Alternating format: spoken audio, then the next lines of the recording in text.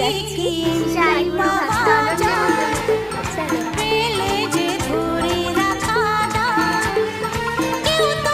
চলে এসেছি পিসির কাছে, তো ছাড়বে আমাদের বাড়ি আইবুড়ো ভাত খাওয়ানোর জন্য। চলে যাবি। পিসিকে বলে চলে এসেছি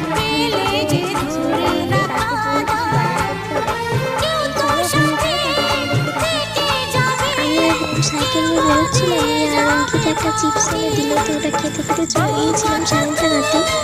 চলো কেনাকাটা করে নিই।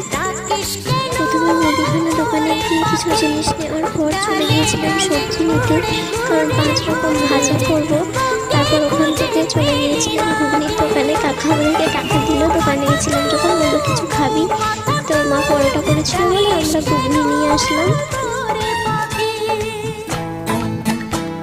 বাড়ি এসে উনি তাড়াতাড়ি করে খাচ্ছিল, কারণ ওর পড়া আছে, পড়তে যাবে।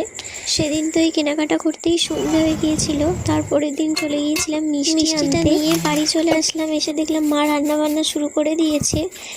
মা সব কিছুই করেছে, তাই আমি এসে পোলাওটা করছিলাম। চালটাকে আগে মাখিয়ে একটু রেখে দিচ্ছিলাম। রেখে দেওয়ার পর চলে গিয়েছিলাম স্নান করতে। স্নান করে এসে তারপর আবার পোলাওটা আমি রান্না করে নিচ্ছিলাম।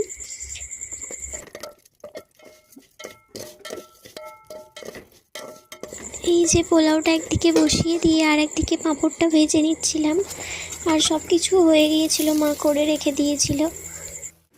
এই যে চলে এসেছে পিসি আইবুড়ো ভাত খেতে। কিছুক্ষণ বসার পর তারপর ওকে খেতে দিয়ে দিয়েছিলাম। আমি ভেবেছিলাম মাংস করব, কিন্তু বাবা ঠাম্মা বলল যে এটা একটা শুভ অনুষ্ঠান, তো তার জন্য মাংসটা করতে হবে না, তাই মাছই করেছিলাম। বলছে একা খেতে পারবে না, আমাকেও খেতে। ঠাম্মা ওকে পায়েস খাইয়ে দিয়ে আশীর্বাদ করছিল।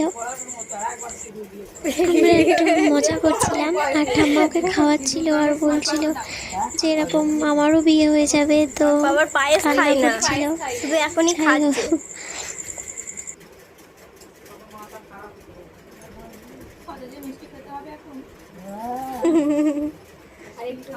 অল্প করে দাও, মিষ্টি খাই না, আমি যেটা খাই সেটা নিয়ে আসি। সন্দেশের ছাঁচ,